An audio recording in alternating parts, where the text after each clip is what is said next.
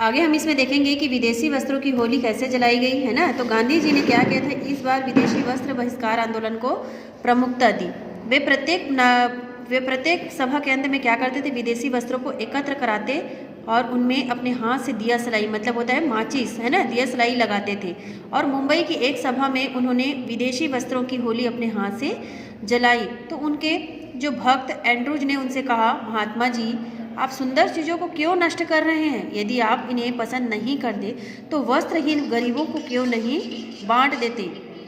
तो गांधी जी ने हंसते हुए कहा, चार्ली तुम नहीं जानते हो कि मैं यह होली कांड क्यों रचता हूँ। मैं जवानों के जोश को हिंसक कार्यों से हटाने के लिए यह कार्य करता हूँ। इससे उनकी नष्ट करने की प्रवृत्ति संतुष्ट हो जाती है और जिस चीज़ को मैं स्वयं पसंद नहीं करता उसे दूसरों को कैसे दे सकता हूँ। चार्ली गांधी जी के तर्क से संतुष्ट हुए हो या ना हुए हो, पर वे मुस्कुराकर क्या रह गए, मौन रह गए।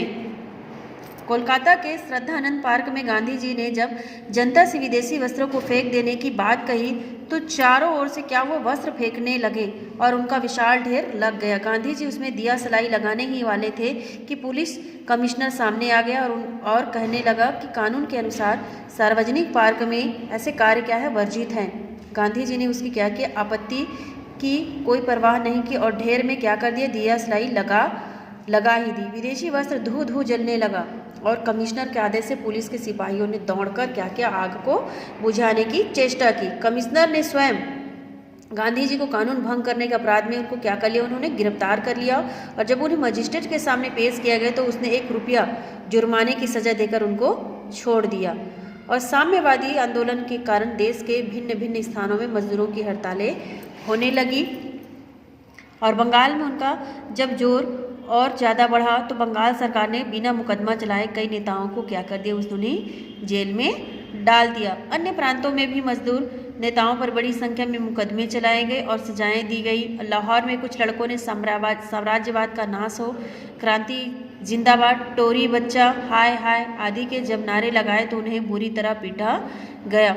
इन घटनाओं से देश भर में क्षोभ फैल गया और सरकार दिल्ली की असेंबली में देश रक्षा कानून पास करना चाहती थी। इसके अंतर्गत व्यक्तियों को बिना मुकदमा चलाए जेल में रखा जा सकता था। जब वह बिल असेंबली में पेश किया जा रहा था तभी असेंबली दीर्घा से सरदार भगत सिंह और बटुकेश्वर दत्त ने नीचे बम फेंक दिया और क्रांति के नारे लगाए तथा स्वयं को गिरफ्तार करवा लिया। बाद में भगत सिंह और बटुकेश्वर दत्त को हिंसा के अन्य मामलों में सजाएं हुई और भगत सिंह को फांसी दी गई और दत्त को आजीवन कारावास। गांधी जी ने भगत सिंह को फांसी से बचाने का असफल प्रयत्न भी किया था। देश में स्वाधीनता प्राप्त करने के लिए आंदोलन कई रूपों में चल रहे थे। दिसंबर 1929 में लाहौर में रावी तट पर कांग्रेस का अधिवेशन हुआ जिसमें पूर्ण स्वाधीनता का प्रस्ताव पास हुआ। 26 जनवरी 1930 को देश भर में स्वाधीनता दिवस मनाया गया और गांधी जी साबरमती लौट गए और उन्होंने नमक कानून तोड़ने के रूप में सत्याग्रह आंदोलन प्रारंभ करने का क्या लिया, उन्होंने निश्चय किया। ठीक है, अब हमें देखेंगे दांडी यात्रा। तो गांधी जी क्या कहते, 12 मार्च 1930 को नमक कानून तोड़ने के लिए चुने हुए आश्रम वासियों के साथ समुद्र के किनारे दांडी नामक स्थान की ओर रवाना हुए और आश्रम वासी स्वयं सेवकों की संख्या 78 थी और प्रस्थान के समय अहमदाबाद की महिलाओं ने तिलक लगाया, आरती उतारी। गांधी जी के हाथ में लाठी, शरीर पर घुटनों तक की धोती और पैरों में चप्पल थी। वे लंबे लंबे डग भरते और तेजी से चलते थे। पहले दिन उन्होंने धूप और सड़क की धूल खाते हुए 16 किलोमीटर की यात्रा तय कर ली। उनका पहला पड़ाव असलाली गांव में हुआ जहां सैकड़ों ग्रामवासियों ने पुष्पहारों और वाद्य ध्वनियों मतलब बाजे गाजे से उनका क्या किया, उन्होंने स्वागत किया। वे हमेशा अपने भाषणों में जनता को अपने अधिकारों के लिए संघर्ष करने की प्रेरणा देते थे। यहाँ भी उन्होंने यही किया। 61 वर्ष के बूढ़े महात्मा का जोश देखकर नए जवान भी लजा जाते थे और दांडी यात्रा तीर्थ यात्रा के समान लगती थी जो 24 दिनों में पूरी हुई। यह 300 किलोमीटर की यात्रा थी। यात्रा के दौरान सत्याग्रही प्रातः राब, कांजी अथवा नमकीन मोटी रोटी का नाश्ता कर चल पड़ते थे और दोपहर को पूर्व निश्चित गांव में उन्होंने क्या करे, भोजन के लिए रुकते थे। तो दोपहर के भोजन में क्या करते थे उन्होंने, भोजन मोहन, डली रोटी, सब्जी, मठा या दूध होता था और रोटी थोड़ी घी से चुपड़ दी जाती थी, है ना।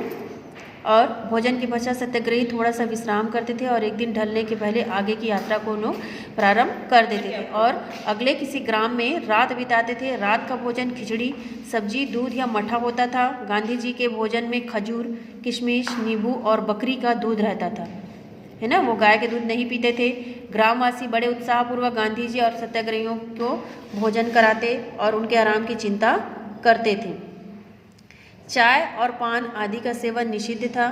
प्रत्येक विश्राम के गांव में महात्मा जी सामूहिक प्रार्थना करते और ग्रामवासियों से छुआछूत को दूर करने तथा भगवान में विश्वास रखने का उपदेश देते। कहीं कहीं ग्रामवासी सरकारी कर्मचारियों को खाने पीने का क्या करते थे, सामान न देकर उनका क्या करते थे, वो बहिष्कार करते थे, है ना। गांधी जी को जब यह बात ज्ञात हुई तो उन्होंने यहाँ तक कहा कि जिस डायर ने पंजाब में अनेक अत्याचार किए हैं, जनरल डायर था वो, वह यदि मुझे गोली मार दे और मैं बेहोशी की हालत में यह सुन लूँ कि उसे जहरीले सांप ने काटा है तो मैं उसका जहर चूसने को क्या करूँगा, मैं दौड़ जाऊँगा। गांधी जी की मानवता के आगे शत्रु का सिर भी झुक जाता था, वे किसी को शत्रु मानते ही ना थे। स्वराज सवारी आवी छे, तो मतलब गांधी जी अपने सत्याग्रही आंदोलन स्वयंसेवकों के साथ क्या करते थे, जब गांव से गुजरते थे तब गुजराती स्त्रियां स्वराज के गीत गाती थी। आवी छे रे आवी छे स्वराज सवारी आवी छे, मतलब जयनाथ गगन माँ गांजे छे और स्वराज सवारी आवी छे। स्वराज सवारी आई है, आकाश में जयनाथ गूंज रहा है, स्वराज्य की सवारी आई है। ये गुजराती भाषा में है ना। और बापू कहीं कहीं नंगे पैर चलने लगते थे, इसलिए जनता रास्ते के कंकड़ साफ करती, उन पर पानी छिड़कती और पत्ते बिछाती थी। ऐसा लगता था मानो कोई ऋषि अपने शिष्यों के साथ तपोभूमि की ओर प्रस्थान कर रहा है। जब सत्याग्रही 5 अप्रैल की रात को दांडी पहुंचे तब हजारों स्त्री पुरुष इकट्ठे हो गए और उन्होंने जागते जागते रात बिताई।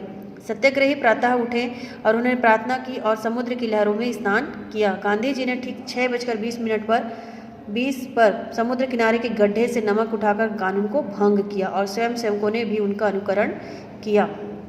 पुलिस खड़ी खड़ी तमाशा देखती रही और उसने गांधी जी को गिरफ्तार नहीं किया। गांधी जी के नमक कानून तोड़ने का समाचार ज्यों ही देश भर में फैला त्यों ही स्थान स्थान पर नमक सत्याग्रह प्रारंभ हो गए। कई स्थानों पर सरकार ने सत्याग्रहियों को लाठी से पीटा और गोलियों से भी भूना।